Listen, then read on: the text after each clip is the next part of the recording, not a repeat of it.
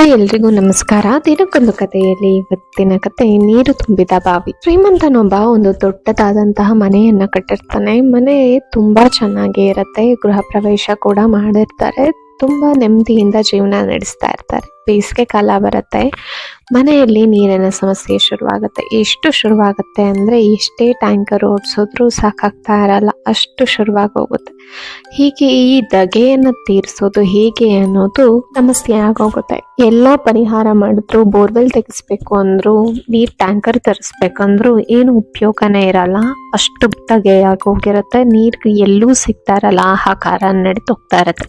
ಇದೇ ಸಮಯದಲ್ಲಿ ಮನೆ ಅಂತ ಹೇಳ್ತಾಳೆ, ಈ ಮನೆಯಲ್ಲಿ ಇರೋದು ಬೇಡ, ನಮ್ಗೆ ಇರೋದಕ್ಕೆ ಕಷ್ಟ ಆಗ್ತದೆ, ಎಲ್ಲಾದ್ರೂ ಬೇರೆ ಕಡೆ ಹೊಟ್ಟೋಗೋಣ ಅಂತ. ಸರಿ ಅಂತ ಯಜಮಾನನು ಒಪ್ಕೋತಾರೆ. ಶ್ರೀಮಂತನು ಮನೆಯನ್ನ ಮಾರೋದಕ್ಕೆ ಅಂತ ಒಪ್ಕೋತಾನೆ. ಸರಿ ಅಂತ ಎಲ್ಲಾ ದಲ್ಲಾಳಿಗಳಿಗೂ ಬ್ರೋಕರ್ಗೂ ಹೇಳ್ತಾರೆ, ಮನೆಯನ್ನ ಮಾರಾಟಕ್ಕೆ ಇಟ್ಟಿದ್ದೀವಿ ಅಂತ. ಎಲ್ರೂ ಆಶ್ಚರ್ಯವಾಗಿ ಕಟ್ಟಿರುವ ಮನೆ ಏನಕ್ಕೆ ಮಾರಕ್ಕೆ ಇಟ್ಟಿದ್ದಾರೆ ಅಂತ. ಆದ್ರೂ ಕೆಲವೊಬ್ರು ಬಂದು ನೋಡ್ಕೊಂಡು ಹೋಗ್ತಾರೆ. ಯಾರಿಗೂ ಇಷ್ಟನೇ ಆಗೋದಿಲ್ಲ, ಮನೆ ಬೇಡ ಅಂತ ಅನಿಸ್ತಾ ಇರತ್ತೆ. ಸಮಯದಲ್ಲಿ ಒಬ್ಬ ಬ್ರೋಕರ್ ಬರ್ತಾರೆ. ಆಗ ಶ್ರೀಮಂತ ಹೇಳ್ತಾನೆ, ನೋಡಪ್ಪ, ಈ ಮನೆಯನ್ನ ನೀನು ಮಾರ್ಬಿಟ್ಟು ನನಗೆ ಕೊಟ್ರೆ ಇದರಲ್ಲಿ ಬರುವಂತ ಕಮಿಷನ್ ಅಲ್ಲಿ ನಿನ್ಗೆ ಯೂಶಲಿ 10% ಕೊಡ್ತಾ ಇದ್ದೆ, 20% ನಿನಗೆ ಕಮಿಷನ್ ಕೊಡ್ತೀನಿ ಅಂತ ಹೇಳ್ತಾನೆ. ದಲ್ಲಾಳಿಗೆ ಫುಲ್ ಖುಷಿಯಾಗೋಗುತ್ತೆ. ಸರಿ ಅಂತ ಹೇಳಿ, ನಂದೊಂದು ಉಪಾಯ ಇದೆ, ನೀವು ನಾನು ಯಾರನ್ನೇ ಕರ್ತ್ಕೊಂಡು ಬಂದ್ರು ನೀವು ಫಸ್ಟ್ ಒಂದ್ ಗ್ಲಾಸ್ ನೀರನ್ನ ಕೊಡ್ಬೇಕು ಅಂತ ಹೇಳ್ತಾರೆ.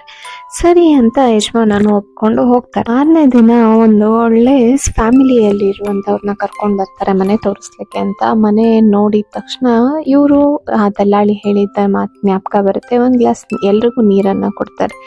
ಹಾಗೆ ಕುತ್ಕೊಳ್ಳಿ, ನೀರು ಕುಡ್ಬಿಟ್ಟು ಹೋಗೋಣ ಅಂತ ನೀರನ್ನ ಕುಡಿತಾ ಇರ್ತಾರೆ. ನೀರು ಅಮೃತವಾಗಿರುತ್ತೆ, ತುಂಬಾ ರುಚಿಯಾಗಿರುತ್ತೆ. ಆಹಾ, ಎಷ್ಟು ಚೆನ್ನಾಗಿದೆ ಈ ಮನೆಯಲ್ಲಿ ನೀರು ನಿಮ್ಮನೆದಾ ಅಂತ ಕೇಳ್ತಾರೆ. ಹೌದು, ನಮ್ದೇ ಬಾವಿ ಇದೆ, ಅದರಿಂದ ಬರುವಂತ ನೀರು ಅಂತ.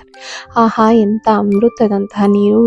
ಈ ಸೀಸನ್ ಅಲ್ಲಿ, ಅದರಲ್ಲೂ ಈ ಸರೌಂಡಿಂಗ್ ಅಲ್ಲಿ ಇರುವಂತಹ ಮನೆಯಲ್ಲಿ ಎಲ್ಲೂ ಇಷ್ಟು ಚೆನ್ನಾಗಿರುವಂತಹ ನೀರೇ ಇಲ್ಲ ಅಂತ ಹೇಳಿ ನೀರನ್ನ ಕಂಪ್ಲೀಟ್ ಆಗಿ ಕುಡಿತಾರೆ. ಇದಕ್ಕೂ ಮುಂಚೆ ಬ್ರೋಕರ್ ಏನ್ ಮಾಡಿರ್ತಾರೆ ಅಂದ್ರೆ, ತುಂಬಾ ಸ್ವೀಟ್ ಆಗಿರುವಂತಹ 2 ಟ್ಯಾಂಕರ್ಗಳನ್ನ ನಿಲ್ಲಿಸಿ ಟ್ಯಾಂಕ್ ಅನ್ನ ತುಂಬಿಸಿರ್ತಾನೆ. ಹಾಗಾಗಿ ನೀರು ಅಷ್ಟು ಸಿಹಿಯಾಗಿ ಇರುತ್ತೆ. ನೋಡ್ಲಿಕ್ಕೆ ಬಂದವ್ರಿಗೆ ಮನೆ ನೀರನ್ನ ಕೊಡ್ದು ತುಂಬಾ ಖುಷಿಯಾಗಿ ಈ ಮನೆಯನ್ನ ತಗೋತೀವಿ ಅಂತ ಅಡ್ವಾನ್ಸ್ ಪೇಮೆಂಟ್ ಕೂಡ ಮಾಡಿ ಹೊರಡ್ತಾರೆ. ದಿನಗಳಲ್ಲಿ ಗೃಹ ಪ್ರವೇಶನೂ ಮಾಡ್ಕೋತಾರೆ.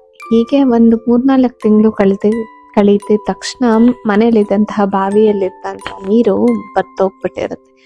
ಅದೇ ಬ್ರೋಕರ್ಗೆ ಫೋನ್ ಮಾಡಿ, ನೋಡಿ ಏನಾಯ್ತು, ಯಾಕೆ ನೀರೇ ಬರ್ತಾ ಇಲ್ಲ, ನೀರ್ ಪ್ರಾಬ್ಲಮ್ ಆಗ್ತಾ ಇದೆ, ತುಂಬಾ ದಿನ ಆದ್ರೂ ನೀರ್ ಬರಲ್ಲ ಇಲ್ಲಿ ಅಂತ ಹೇಳಿದಾಗ, ಹೌದಾ, ಇಲ್ವಲ್ಲ, ಆತರ ಸಮಸ್ಯೆ ಏನೂ ಇಲ್ಲ, ನೀವು ಅವತ್ತು ನೀರ್ ಕುಡಿದ್ರಲ್ಲ, ಎಷ್ಟು ಚೆನ್ನಾಗಿತ್ತು, ಎಷ್ಟು ಸಿಹಿ ಆಗಿತ್ತು, ಅಮೃತದಂಗೆ ಇತ್ತು, ಮೇ ಬಿ ನೀವು ಕಾಲಿಟ್ಟು ಗಳಿಗೆಯಿಂದ ಹೀಗಾಗಿರ್ಬೇಕು ಹೇಳಿ ನಯವಾಗಿ ಜರುಕೊಂಡ್ಬಿಡ್ತಾನೆ. ಪಾಪ ಮನೆಯವರು ಹೊಸದಾಗಿ ಬಂದು ಸಿಗಾಕೊಂಡ್ಬಿಟ್ರು ಅಂತ ಬೇಜಾರದಲ್ಲಿ ಜೀವನ ನಡೆಸೋದಕ್ಕೆ ಶುರು ಮಾಡ್ತಾರೆ. ಮಗಳ ಜೀವನದಲ್ಲೂ ಇಂಥ ಸ್ನೇಹಿತರು ಇರ್ತಾರೆ, ಅರ್ಧ ದಾರಿಯಲ್ಲಿ ಬಂದು ಕೈ ಕೊಡುವಂತವ್ರು.